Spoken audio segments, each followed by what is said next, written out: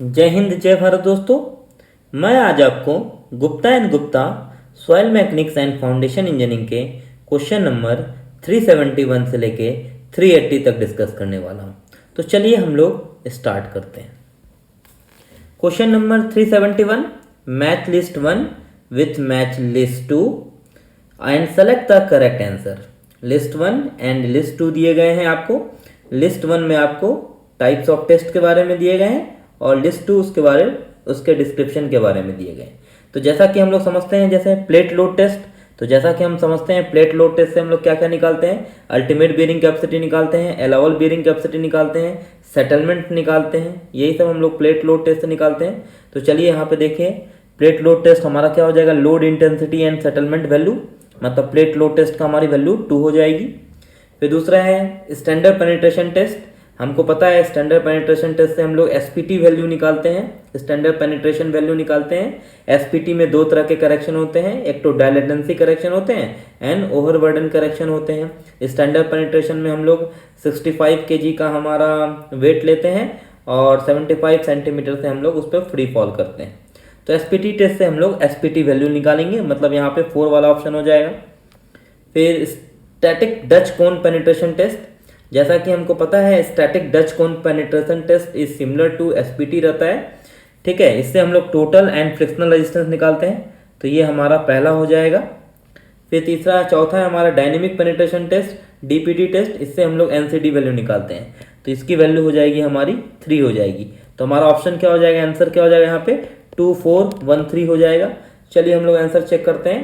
पहला ऑप्शन है 2431, बिल्कुल गलत है। ऑप्शन बी 4231 बिल्कुल गलत है। ऑप्शन सी 2413, मतलब C is the correct answer.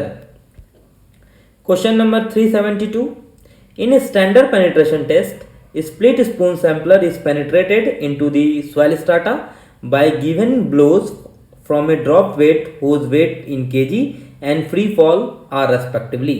इस क्वेश्चन में आपको पूछा गया है कि स्टैंडर्ड पेनिट्रेशन टेस्ट है और उसमें जब हम लोग स्प्लिट स्पून सैंपलर को पेनिट्रेट करते हैं सॉइल में, तो उसका हमारा वेट कितना होगा और फ्री फॉल कितना होगा। अभी मैंने बताया था कि एसपीटी टेस्ट में हमारी वेट कितनी हो जाएगी, तो वेट हो जाएगी हमारी 65 kg की और फ्री फॉल कितने हाइट से हम लोग उसको गिराएंगे, तो 75 सेंटीमीटर हाइट से।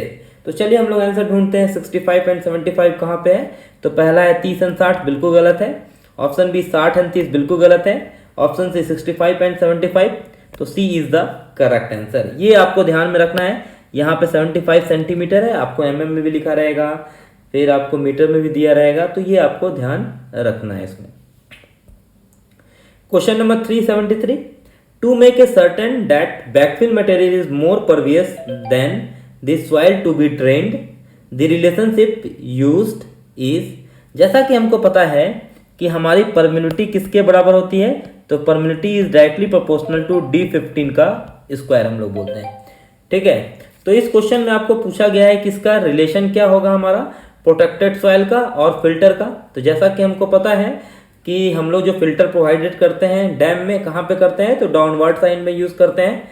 तो इसका रिलेशन आपको हमेशा याद रखना है, K filter is direct greater than equal to 25 times of permeability का प्रोटेक्टेड सॉइल। यहाँ पे के क्या है, तो के यहाँ पे परमेबिलिटी है। इसको और हम लोग लिखते हैं D15 filter is always greater than equal to 5 times of D15 protected soil, ठीक है। तो ये दोनों रिलेशन है हमारा कि जो हम लोग फिल्टर प्रोवाइड करते हैं down stream side of the dam में, तो जो हमारा इफेक्टिव डायमीटर होता है वो हमारा greater than equal to 5 times of effective diameter of protected soil होता है। तो चलिए हम लोग आंसर ढूंढते हैं। पहला दिया D15, यहाँ लेस देन साइन है, बिल्कुल गलत है। फिर दूसरा D15 filter is greater than equal to 5 times of D85, तो यहाँ पे होगा नहीं। फिर तीसरा दिया हुआ है D15, यहाँ लेस देन है, ये भी नहीं होगा।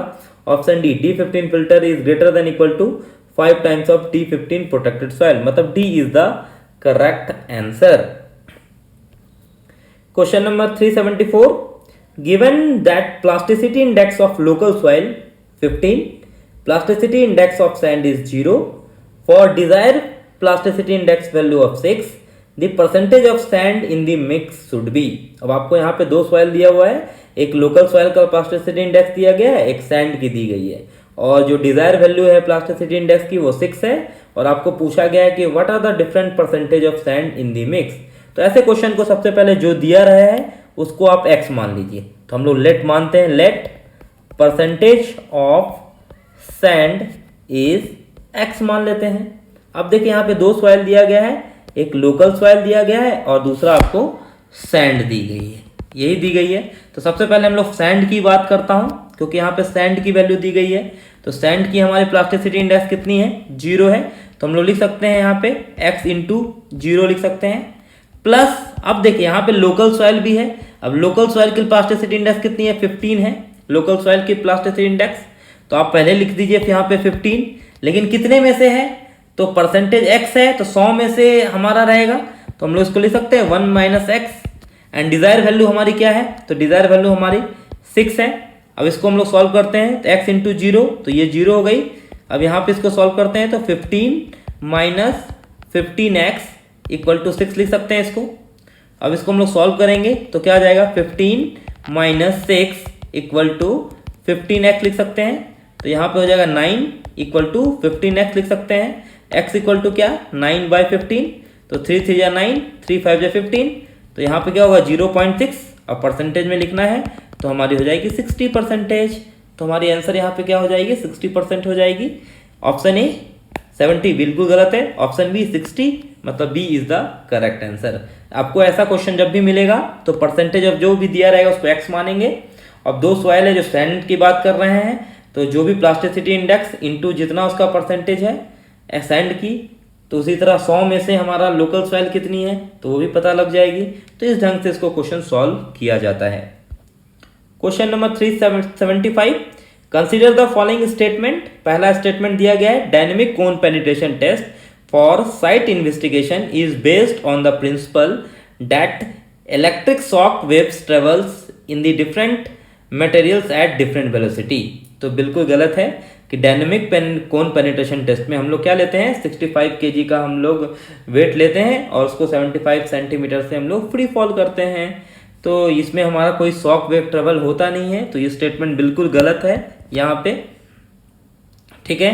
फिर दूसरा दिया हुआ है, इलेक्ट्रिकल रेजिस्टिविटी मेथड ऑफ सब surface investigation is capable of detecting only this data having different electrical resistivity. ये बिल्कुल सही बात है कि ये क्या डिटेक्ट करता है हमारी, अगर डिफरेंट इलेक्ट्रिकल रेजिस्टिविटी रहेगा तो हमारा डिफरेंट लेयर रहेगा। तो ये हमारा स्टेटमेंट बिल्कुल सही है।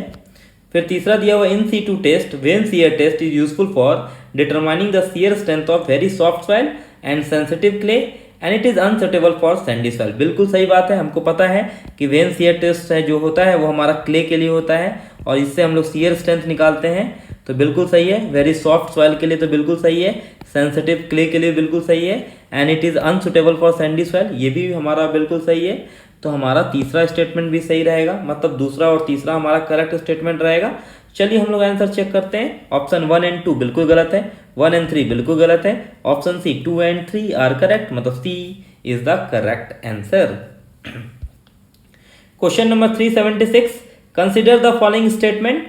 A well-graded sand should have 1 uniformity coefficient greater than 6, दूसरा दिया coefficient of curvature between 1 and 3, तीसरा दिया effective size greater than 1 mm. Out of these statement which are the statement are correct। तो यहाँ पे आपको बात कर रहा है well graded sand की बात कर रहा है। जैसा कि हमको पता है कि well graded sand की बात कर रहा है, मतलब SW की बात कर रहा है यहाँ पे। तो हमको पता है well graded sand में हमारी CU coefficient of uniformity की वैल्यू हमारी greater than 6 होती है और CC की वैल्यू हम लोग 1 से 3 के बीच में रखते हैं वेल ग्रेडेड सैंड के लिए। तो चलिए हम लोग आंसर चेक करते हैं। पहला ही दिया हुआ है यूनिफॉर्मिटी कोफिशिएंट ग्रेटर देन 6, बिल्कुल सही है। कोफिशिएंट ऑफ कर्वेचर 1 से 3 के बीच में लाया हो रहा है, बिल्कुल सही है। Effective size greater than 1 mm, ये स्टेटमेंट हमारा यहाँ पे गलत है। तो हमारा स्टेटमेंट 1 एंड 2 आर करेक्ट। तो चलिए हम लोग आंसर ढूंढते हैं। पहला दिया 1, 2 एंड 3 आर करेक्ट, बिल्कुल गलत है।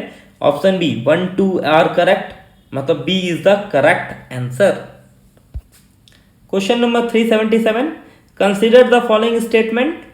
Increase in the volume of soil sample without external constraint on submerge in water is term as free soil of the world. बिल्कुल सही स्टेटमेंट दिया गया है कि वॉल्यूम ऑफ सॉइल सैंपल हमारा विदाउट एनी एक्सटर्नल कंस्ट्रेंट के कारण से जो हमारा होता है उसे ही हम लोग बोलते हैं फ्री स्वेल ऑफ सॉइल, और या तो स्वेलिंग बोलते हैं। मतलब ये स्टेटमेंट बिल्कुल सही है। फिर दूसरा दिया हुआ है clay soil rich in montmorillonite exhibit very low swelling index. अगर मान लीजिए ये very rich in montmorillonite minerals हैं तो हमारी स्वेलिंग कैरेक्टरिस्टिक भी हाई होगी, लेकिन यहाँ पे लो दिया गया है तो ये हमारा स्टेटमेंट गलत होगा। फिर तीसरा दिया हुआ generally free soil sample सीजेज when water content reaches the plastic limit. बिल्कुल सही बात है कि free swell of the sample हमारा सीजेस क्या रहेगा जब वाटर कंटेंट कहाँ पहुँच जाएगा, प्लास्टिक लिमिट में। मतलब ये भी स्टेटमेंट सही है, मतलब 1 और 3 आर करेक्ट होगा। तो चलिए हम लोग ऑप्शन ढूंढते हैं। 1 और 2 आर करेक्ट, बिल्कुल गलत है। ऑप्शन बी 1 और 3 आर करेक्ट, मतलब B is the correct answer. Question number 378, consider the following statement. First, constant head permeability test is best suited for determination of coefficient of permeability of highly impermeable soil. अब देखिए यहाँ पे क्या लिखा हुआ है, constant head permeability test, मतलब सी है, तो मतलब ये किसके लिए यूज होगा, मतलब कोर्स ग्रेन सॉइल के लिए यूज होता है। हमको पता है कांस्टेंट हेड हमारा कोर्स ग्रेन सॉइल के लिए होता है और फॉलिंग हेड हमारा फाइन ग्रेन सॉइल के लिए होता है। तो कोर्स ग्रेन में हमारा क्या क्या आएगा, एक तो ग्रेवल आएगा, दूसरा हमारा सैंड आएगा, जिसको हम लोग क्या बोलते हैं, परमेबल सॉइल, नॉट की इम्परमेबल सॉइल। मतलब ये सुटेबल किसके लिए होगा, परमेबल सॉइल के लिए होगा, लेकिन यहाँ पे लिखा हुआ हाईली इम्परमेबल सॉइल, मतलब ये स्टेटमेंट हमारा गलत होगा। फिर दूसरा दिया है coefficient of permeability of soil masses decreases with increase in viscosity of pore water fluids. जैसा कि हमको पता है statement K is directly proportional to gamma and inversely proportional to viscosity and directly proportional to temperature. तो हमारा viscosity के साथ क्या होगा, ये इनवर्सली प्रोपोर्शनल होगा, मतलब अगर परमिबिलिटी घट रही है तो विस्कोसिटी हमारी बढ़ेगी। मतलब ये स्टेटमेंट हमारा बिल्कुल सही है। फिर तीसरा दिया है coefficient of permeability of soil mass increases with increase in temperature. ये भी बिल्कुल सही है, डायरेक्टली प्रोपोर्शनल है, मतलब तीसरा स्टेटमेंट भी हमारा सही हो जाएगा, मतलब दूसरा और तीसरा हमारा सही होगा। तो चलिए हम लोग आंसर ढूंढते हैं। ऑप्शन ए 1 और 2 आर करेक्ट, बिल्कुल गलत है। ऑप्शन बी 1 और 3 आर बिल्कुल गलत है। ऑप्शन सी 2 और 3 आर करेक्ट, मतलब हमारा C is the correct answer. Question number 379, consider the following statement. Relative compaction is same as relative density. दूसरा, vibro flotation is not effective in case of highly cohesive soil. तीसरा, zero air void line and 100% saturation line are not identical.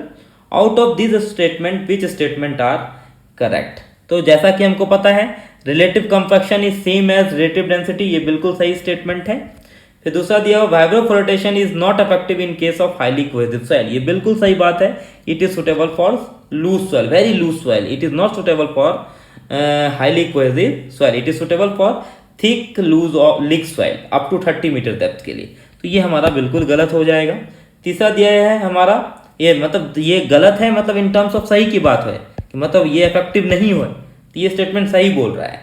फिर तीसरा दिया zero air void line and 100% saturation line are not identical, ये दोनों line identical होता है, मतलब zero air void line मतलब 100% सैचुरेशन लाइन, मतलब ये दोनों लाइन हमारी आइडेंटिकल होगी, मतलब ये स्टेटमेंट हमारी गलत हो जाएगी। तो चलिए हम लोग ढूंढते हैं कौन कौन सा स्टेटमेंट सही है। 1 और 2 सही है। पहला दिया 1 और 2 आर करेक्ट, मतलब A is the correct answer. Question number 380, the configuration of flow nets depends upon. Option A permeability of soil, option B difference in the head between upstream and downstream sides, फिर तीसरा boundary condition of flow, चौथा amount of seepage that takes place. हमको पता है flow net हमारा depend करता है boundary condition of the flow पे, मतलब फ्लो लाइंस पे एंड इक्विपोटेंशियल लाइन पे डिपेंड करता है। तो ये हमारा इसका आंसर क्या हो जाएगा, boundary condition of the flow हो जाएगा। तो मतलब C is the correct answer. आशा करता हूँ आपको ये वीडियो पसंद आया होगा। अगर पसंद आया है तो वीडियो को लाइक कीजिए, शेयर करें और ऐसे नई वीडियो देखने के लिए मेरे चैनल को सब्सक्राइब करें, Jha channel. Thank you for watching.